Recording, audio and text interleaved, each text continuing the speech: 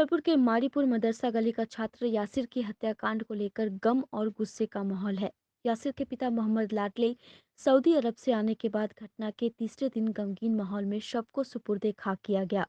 इस दौरान विरोध की आशंका के चलते कस्बे में एहतियात के तौर पर बड़ी संख्या में पुलिस बल तैनात रहा। कई डीएसपी और थानाध्यक्ष मौके पर मौजूद रहे। जवान बेटे का जनाजा जब एक बुजुर्ग पिता लेकर अपने कांधे पर चल रहे थे, तब पूरा मारीपुर रो रहा था। यासिर के जनाजे में क्या हिंदू क्या मुसलमान, हजारों की संख्या में लोग शामिल हुए और नम आंखों से मदरसा रोड के कब्रिस्तान में यासिर को सुपुर्दे खाक कर दिया गया। यासिर के पिता लाडले को अब भी यकीन नहीं हो रहा है कि उनका इकलौता बेटा अब इस दुनिया में नहीं है। दर्शकों को बता दें कि बीते शुक्रवार को एलिस कॉलेज के पास अपराधियों ने यासिर की गोली मारकर हत्या कर दी थी। इसके साथ ही उनके एक रिश्तेदार रेहान को भी बीच बचाव के दौरान गोली लगी थी, जिसका इलाज अब भी बैरिया के एक निजी अस्पताल में चल रहा है। पुलिस ने इस मामले में कई लोगों को हिरासत में लेकर पूछताछ कर रही है। इधर यासिर हत्याकांड में राष्ट्रीय जनता दल का एक डेलीगेशन युवा राष्ट्रीय जनता दल के प्रदेश अध्यक्ष कारी सुहैब के नेतृत्व में मृतक यासिर के परिवार से मुलाकात कर सांत्वना दी। इस दौरान यासिर की मां शबनम खातून ने रो रो कर अपनी आपबीती सुनाई। युवा राजद के प्रदेश अध्यक्ष कारी सुहैब ने बताया कि बिहार में अपराधी बेलगाम है। पुलिस सिर्फ शराब पकड़ने में व्यस्त है और इधर अपराधी हत्या और लूट जैसी घटना को अंजाम दे रहे हैं। उन्होंने पुलिस प्रशासन से इस हत्याकांड में शामिल दोषी को पकड़ने की मांग की। मौके पर राजद के जिलाध्यक्ष रमेश गुप्ता, प्रदेश महासचिव वसीम अहमद मुन्ना, राजद नेता संजय केजरीवाल समेत कई नेता मौजूद थे। ये बहुत ही निर्मम हत्या की गई है, जिसकी जितनी भी निंदा की जाए वो कम है। किस तरह से गर्दन पे पैर रख के और किस तरह से मारा गया है, और जो परिवार के लोगों का कहना है गोली मारा गया है कि गोली ही नहीं मारा गया है, गोली मारने के बाद परिवार के लोगों का कहना ये है कि नेम्ड एफआईआर किया गया है। इन लोगों का कहना है कि नाम बता रहे हैं कि कौन कौन लोग गोली मारा है, सारे सबूत ये लोग दे रहे हैं, लेकिन पुलिस अभी तक अपराधियों को गिरफ्तार करने में नाकाम रही है। आखिर क्या कारण है कि सारे सबूत के बावजूद भी इन लोगों का कहना है सीसीटीवी कैमरे में भी आ रहा है सब कुछ, अभी तक अरेस्टिंग क्यों नहीं हुई है, किसके दबाव में अरेस्टिंग नहीं हो रही है। तो इन नेता प्रतिपक्ष को भी हम इसकी रिपोर्ट देंगे, इसके बारे में उनको जानकारी देंगे, वो खुद भी बात करेंगे एडमिनिस्ट्रेशन से। और राष्ट्रीय जनता दल पूरी मजबूती से इस पीड़ित परिवार के साथ खड़ा है जब तक कि इंसाफ नहीं मिल जाता है। पूरे बिहार में यही हाल है। आज तो मुजफ्फरपुर में ये इस तरह की कई घटना हो चुकी है, पूरे बिहार में यही स्थिति है। नीतीश जी दारू के ब्रांड एम्बेसडर बन गए हैं। वो सिर्फ दारू के प्रचार में लगे हुए हैं, दारू दारू दारू दारू दिन भर, उनको दूसरा कोई काम नहीं है। बड़ी बड़ी कंपनियों से उनका कौन सा रिश्ता है, कौन सा टाइप है मुझे पता नहीं है, लेकिन मैं कह सकता हूं कि दारू के ब्रांड एम्बेसडर बन गए। हम लोग बचपन में या बच्चा कोई जानता नहीं था कि दारू क्या चीज़ होती है, लेकिन छोटा छोटा बच्चा जान गया है कि दारू क्या चीज़ होती है, दारू कैसे बनाया जाएगा घर में और कैसे बेचा जाएगा। पहले स्कूल में लोग जाते थे किताब रख के अपने बैग में, अब तो दारू रख के भेजा जाता है बेचने के लिए। लोग इस तरह का नस्ल खराब हो रहा है पूरा। नीतीश जी को देखना चाहिए कि पूरे बिहार में प्रतिदिन 10, 20, 28 हत्याएं रोज हो रही हैं। अपहरण, लूट, बलात्कार तो आम बात हो गई है। नस्ल पूरा बर्बाद हो रहा है, बच्चे और नौजवान सब खराब हो रहे हैं, महिलाएं असुरक्षित हो गई हैं, लेकिन कहीं नीतीश जी को इसकी चिंता नहीं है। नीतीश जी की पुलिस दारू में मस्त। शनिवार की देर रात जिले में कोरोना की तीसरी लहर में कोरोना संक्रमित एक मरीज की मौत हो गई। वह सकरा थाना क्षेत्र का रहने वाला था। उसकी उम्र 62 वर्ष बताई गई है। इस घटना से इलाके में दहशत का माहौल है। जानकारी मिलने पर स्वास्थ्य विभाग की टीम ने मौके पर पहुंचकर छानबीन की। मृतक के परिजन से जानकारी ली गई। इसके बाद कोविड प्रोटोकॉल के तहत उसका दाह संस्कार किया गया। Civil surgeon doctor Vinay Kumar Sharma ने बताया कि मृतक हार्ट का पेशेंट था। उसके हार्ट का दोनों वाल्व खराब हो चुका था। इसी का इलाज कराने के लिए वह प्राइवेट हॉस्पिटल में भर्ती हुआ था, जहां जांच के क्रम में वह संक्रमित पाया गया। इसी दौरान हार्ट अटैक होने से उसकी मौत हो गई। सिविल सर्जन ने कहा कि आमजन कोरोना से बचाव को लेकर सभी एहतियात बरते।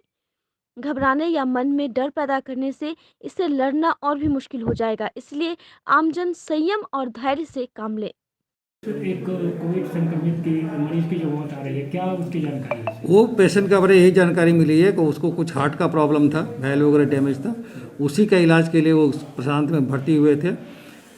चूँकि अभी जो भी है केसेज आ रहे हैं पेशेंट के, तो प्रिकॉशनरी मेजर के तौर पर जो है हर किसी का कोविड टेस्ट हो रहा है, उसमें कोविड पॉजिटिव पाया गया और उसी के कारण से की डेथ हो गई। तो हम लोग इसको कोविड डेथ तो कहलाएगा ही, चूँकि कोविड पॉजिटिव है, लेकिन विथ कोमॉर्बिडिटी और कोमॉर्बिडिटी इसका इंपॉर्टेंट कारण है। तो उसके दाह संस्कार को लेकर कोविड प्रोटोकॉल के तहत करने की वहाँ के बीएचएम से मैंने बात की थी, कहा गया था कि वहाँ पर जो है उन लोगों ने खबर किया था कि नहीं, हम लोगों को पीपीई किट मिल गया है और हम लोग उसको पहन के ही कोरोना संक्रमण का असर इस बार भी डॉक्टरों पर पड़ रहा है। एसकेएमसीएच में 25 से अधिक डॉक्टर संक्रमित हो चुके हैं, जबकि मेडिकल स्टूडेंट और एएनएम स्कूल की छात्रा भी इसकी चपेट में आ रही है। इसके अलावा पुलिसकर्मी, सीआरपीएफ, एसएसबी, बीएमपी और जीआरपी के जवान भी कोरोना संक्रमित पाए गए हैं, जिससे जिले में अब कुल एक्टिव केस की संख्या 775 के करीब पहुंच गई है। कोरोना संक्रमण के बढ़ते मामलों एवं संभावित तीसरी लहर से निपटने को लेकर सिविल सर्जन ने स्वास्थ्य विभाग को अलर्ट किया है। कार्यालय कक्ष में समीक्षा बैठक में उन्होंने स्वास्थ्य विभाग के अधिकारियों को महत्वपूर्ण निर्देश दिए। बैठक में कोरोना टेस्टिंग, टीकाकरण एवं बढ़ते संक्रमण से बचाव की तैयारी की समीक्षा की गई। Civil surgeon doctor Vinay Kumar Sharma ने बताया कि जिले में बेड की उपलब्धता सहित ऑक्सीजन की पर्याप्त उपलब्धता है। आवश्यक तैयारियां पूरी कर ली गई हैं। विभाग अलर्ट मोड में काम कर रहा है। टेस्टिंग की संख्या बढ़ाई जा रही है। टीकाकरण में भी अपेक्षित वृद्धि हो रही है। कंट्रोल रूम से पॉजिटिव लोगों के स्वास्थ्य की जानकारी लगातार ली जा रही है। कुछ निर्देश दिए? देखिए, कोविड को रोकने के लिए 3 ही उपाय है: टेस्टिंग, ट्रैकिंग एंड ट्रीटमेंट। हम लोग तीनों पर ध्यान दे रहे हैं। हम लोग जो है टेस्टिंग की संख्या बढ़ा रहे हैं लगातार, और हम लोग का लक्ष्य है कि हम लोग कम से कम 10,000 टेस्ट पर दिन करें। उसके लिए हम लोग सतत प्रयत्नशील हैं। और सबसे इम्पोर्टेंट टेस्ट होता है, गोल्डन टेस्ट कहा जाता है, आरटीपीसीआर। उसका रिजल्ट सबसे ज़्यादा रिलायबल होता है, तो उस पर हम लोग जोर दे रहे हैं कि कम से कम 3,000 हम लोग पर डे करें, जो कि एसकेएमसीएच की कैपेसिटी उससे ज़्यादा की नहीं है। तो हम लोग 3,000 पर डे आरटीपीसीआर से करें। तो ये हमारा टेस्टिंग की ओर है। हमारा स्टेशन पर, आपका बस स्टैंड पर भी लगा हुआ है। इसके अलावा जहाँ जहाँ से डिमांड आता है या जहाँ पॉजिटिव केस निकल जाते हैं, उसके कोशिश हम लोगों ने सारे लोगों को निर्देश दिया कि जहाँ पॉजिटिव केस लिखा उस पूरे एरिया के मैक्सिमम लोगों का, 100 लोग, लगभग 100 लोगों का जो है टेस्ट कर दिया जाए, ताकि अगर कोई नया पॉजिटिव आया हो तो हम लोग उस पर कर सकें, उसको आइसोलेट कर सकें। तो ट्रैकिंग हमारा हो रहा है, सारे लोगों की ट्रैकिंग हो रही है। यहाँ से ज़िले से 2 बार फ़ोन जा रही है, और सभी पीएससी में भी जो हम लोग जो है कंट्रोल रूम को एक्टिव कर दिए हैं। पीएससी के प्रभारी को डायरेक्शन है कि कुछ लोगों को बिठाइए और कम से कम 2 बार फ़ोन करें, और हर 2 दिन पर जो है फिजिकली भी भेज करके एक मेडिकल टीम को उनका चेकअप करवा लें कि उनकी स्थिति क्या है, SpO2 वगैरह की क्या स्थिति है, तो ताकि हम जो है ज़्यादा से ज़्यादा कंट्रोल रख सकें उन लोगों पर। उसके बाद हम लोग दवा डिस्ट्रीब्यूशन के भी प्रक्रिया को आसान कर दिए हैं।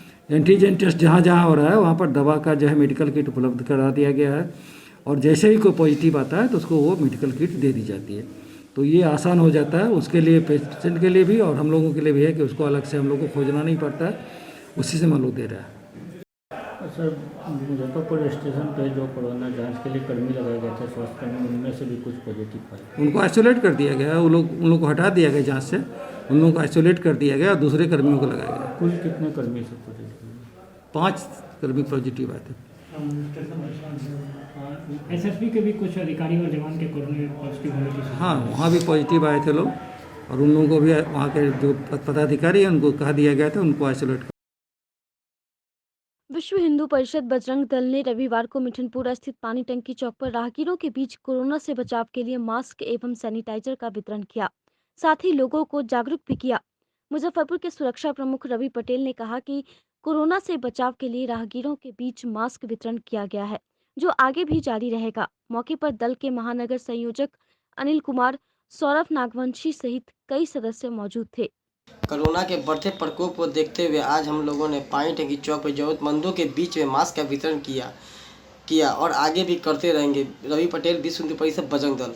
तीसरी लहर की रफ्तार ने महानगरों को झकझोर दिया है। दिल्ली में एक दिन में 21,000 से ज्यादा केस सामने आने के बाद ही लोग भय और आशंकाओं से घिर गए हैं। लॉकडाउन का डर फिर सताने लगा है। साथ ही शुरू हो गया है प्रवासियों की जद्दोजहद, दर्द और बेबसी भरी वो दौर जिसे पिछले साल भी हमने देखा था। एक बार फिर प्रवासी मजदूरों से ट्रेनें खचाखच भरने लगी हैं। रोजगार छूटने की बेबसी लिए लोग कंधे पर पूरी गृहस्थी लादे भागे चले आ रहे हैं। कतारों का कोई अंत नहीं दिख रहा है। हर किसी को बस एक ही फिक्र है, लॉकडाउन से पहले अपनों के बीच पहुंच सके। सैकड़ों किलोमीटर का वह सफर न करना पड़े जो पिछले साल कईयों के लिए जानलेवा बन गया था। दिल्ली से मुजफ्फरपुर पहुंची सप्त क्रांति एक्सप्रेस से स्टेशन पर उतरे अरुण कुमार ने बताया कि पहले लगे लॉकडाउन से सीख लेते हुए एक बार फिर जब लॉकडाउन जैसे आसार दिखने लगे तो वापस अपने गांव आ गए। अरुण दिल्ली में एक स्पोर्ट्स इंक्रूवमेंट बनाने वाली फैक्ट्री में दिहाड़ी मजदूर के तौर पर काम करता था। कोरोना के मामले बढ़ने के साथ ही फैक्ट्री बंद हो गई। एक बार फिर पलायन मजबूरी बन गई। वहीं राजस्थान से वापस अपने गांव जा रहे अरविंद ने बताया कि काम बंद हो चुका था। एक बार फिर से कोरोना का डर सताने लगा है। अचानक लौटना पड़ा, क्या कारण है? कोरोना का लग ले लॉकडाउन का लग रहा था उनमें, लग रहा है इसी कारण जी। अकेले रह रहे थे कि परिवार के साथ रहे? नहीं अकेले है अकेले रह रहे हैं। काफी डर महसूस हो रहा होगा। जी। अब क्या करेंगे, वापस जाएंगे या रहेंगे अब तो यहीं रहेंगे। जब तक कोरोना नहीं है? हाँ। आ रहे थे तो क्या ट्रेन ये सब सैनिटाइज हुआ था? नहीं। कुछ नहीं, मास्क ये सब लोग लगाए हुए थे? हाँ लगाए। ट्रेन के भीतर भी हाँ। कोई दिक्कत हुआ आने में? नहीं कोई नहीं। कहीं जांच हो पाई है यहाँ से? नहीं। आए हैं तो जांच हुई है? नहीं। कहीं कोई जांच नहीं? नाम क्या हुआ आपका? अरुण कुमार। कहाँ रहते थे दिल्ली में? बोले हम राजस्थान में रहते राजस्थान में। क्या काम करते थे? पल्लेदारी करते। लग गया था वहाँ पे जी, काम नहीं मिल रहा था या फिर लगा था कि अब दिक्कत होगा इसलिए क्या काम करते थे? वहाँ स्पॉट लाइन नाम क्या हुआ? विकास कुमार, कहाँ पे रहते थे दिल्ली? आनंद विहार। अनंत। मकान मालिक ये सब भी कुछ परेशान किया था कि? नहीं। कुछ नहीं। तो दिक्कत क्या हो रही थी? दिक्कत हो रहा था यही कि लॉकडाउन लगने वाला था पहले जैसा ज़्यादा, इसलिए चला है। मतलब पहले भी तो लॉकडाउन लगा था तो आए थे क्या? कितनी दिक्कत हुई थी? बहुत ज़्यादा हुआ उसी से बचने के लिए पहले ही आए। जी। कड़ाके की ठंड के बीच रविवार को भूमियार ब्राह्मण सामाजिक फ्रंट के कार्यकारी अध्यक्ष पूर्व मंत्री अजीत कुमार ने अपने बीबीगंज स्थित आवास पर सैकड़ों जरूरतमंदों के बीच कंबल वितरण किया। उन्होंने कहा कि जब तक ठंड पड़ेगा तब तक अपने निजी व्यवस्था से जरूरतमंदों के बीच प्रत्येक वर्ष की भांति इस वर्ष भी कंबल वितरण करूंगा। अजीत कुमार ने कहा कि कहने को इस राज्य में कल्याणकारी सरकार है, लेकिन आज कड़ाके की ठंड में गरीब सिकुड़ रहे हैं, लेकिन उन्हें पूछने वाला कोई नहीं है। उन्होंने कहा कि शासन द्वारा न तो चौक चौराहों पर अलाव की व्यवस्था की गई है और न ही गरीबों के बीच गर्म कपड़े का वितरण किया गया। कोरोना की मार से त्रस्त गरीब सरकारी सुविधा का आस लगाए बैठे हैं, लेकिन उन्हें कोई पूछने वाला नहीं है। कार्यक्रम में मुखिया इंद्र मोहन झा, सामाजिक कार्यकर्ता मनमोहन सिंह, प्रभाकर कुशवाहा, मुखिया लखेंद्र शाह सहित कई अन्य अतिथि मौजूद थे।